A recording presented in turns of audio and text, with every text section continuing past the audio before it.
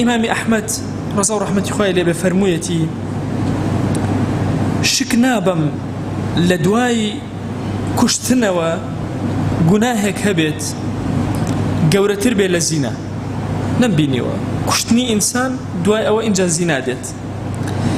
دلیلت چی ئەی ئیمان بۆ ئەمە فەرمایشتێکە پێغەمبەرگیان صلی الله عليه وآله وسلم ئەفەرمێ پیان وتیان گەورەترین گوناه چییە أي الذنب أعظم فەرمووی أن تجعل لله ندا وهو خلقك ئەوەیە کە هاوتایە بۆ خوا دابنێ لە خۆشەویستیە و شەریکێ بڕیار بدەی بۆ خوددا طبعا ند بمعنای هاوتایە لە محەبەت و خۆشەویستیە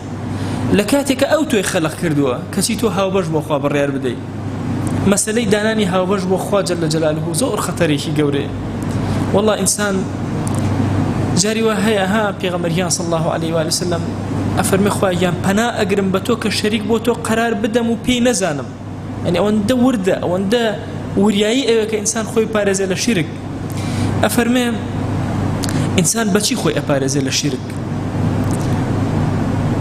ئەهەمترین شتێک کە ئینسان بپارێزێ لە شیرک خۆدانە پەنای خوایە کە ئەفەرمێ واد لێ ئەکا دوورکەویتەوە لە شیرک و هەر لێ ئەکا کە زاڵبی بەسەر خۆتە دەرەقەتی خۆت بی بتوانی مەسائلی شیرک لە خۆت دوور خەیتەوە دووهەم ئەفەرمێ علومی شەرعی چەند ئینسان علمی گەورەی هەبێ و تێفکرینی لەگەڵ خواگیانە جەل جەلاله هەبێ ئەفەرمێ ئەوەندە زیاتر ئەبێتە سەبەبی ئەوەی کە لە شەریکدان بۆ خوای گەورە قەرار بدات جا سەری ئەم فەرمایشتەکەن ئەفەرمێ کام گوناه زۆر گەورەیە یەکەم دانیان ئەفەرمێ أن تجعل لله ندا وهو خلقك لە کاتێکە ئەو تۆی خەلق کردووە خواگیان تۆ بچی هاوبەشێ بۆ ئەو بڕیار بدەی سبحان الله جاری وایە ئینسان لەبەر 4 دینار ئامادەی هاوبەشێ بۆ خوای گەورە قەرار بدات لە کاتێکە وهو خەلقك ئەو تۆی خەلق کردووە ئەو تۆی دروست کردووە تۆ ساحبی هیچ نەبووی هەمووی تۆ ئەو پێ عەتا کردی دوای ئەمە ئەی پێغەمبەریان صلی الله عليه وآله وسلم أي الذنب دوای ئەم چی زۆر گەورەیە فەرمووی أن تقتل ولدك خشية أن يطعم معك أفرمي مخافة أن يطعم معك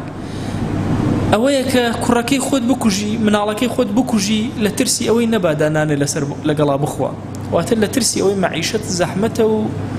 منالكت فيها بخيونا كريو بهموش شوازك بيكوجي وتصور لكن بلين يستشون إنسان منالي خوي أكوجي بالرواب كان دوهمين برسياري زور كلمن أكري مسألة كشتني منال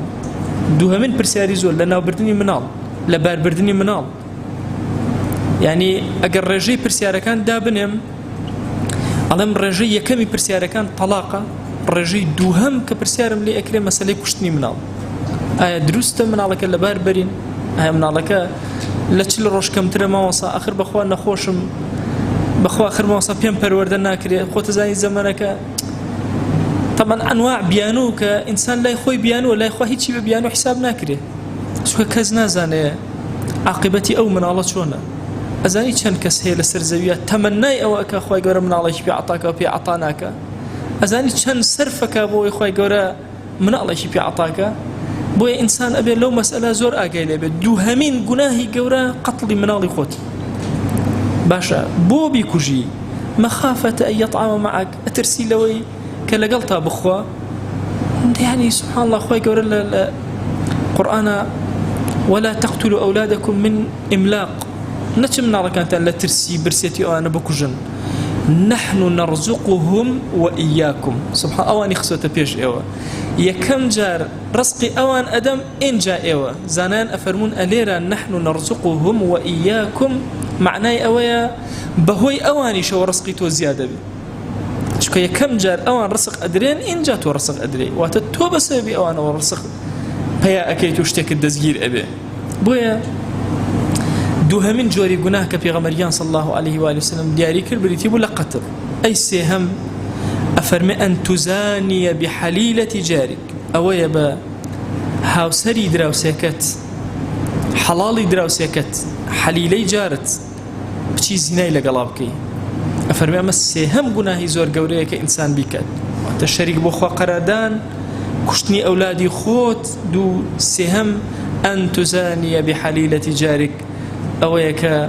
لقل خيزاني دراوسيكتا كارينا شرعي وكارينا روزينا بكي طبعا دراوسێ لەگەڵ دراوسەیە لە فەرمایشتێکە ئەفەرمێ ئەوەندەی وەسیەت بۆ کردم جوبریل گومانم وا برد کە میرات لە یەکتری ئەبن ئەوەندە نزیک ئەوەندە ڕێز بۆ دراوسێ سەری ئەم زەمەنی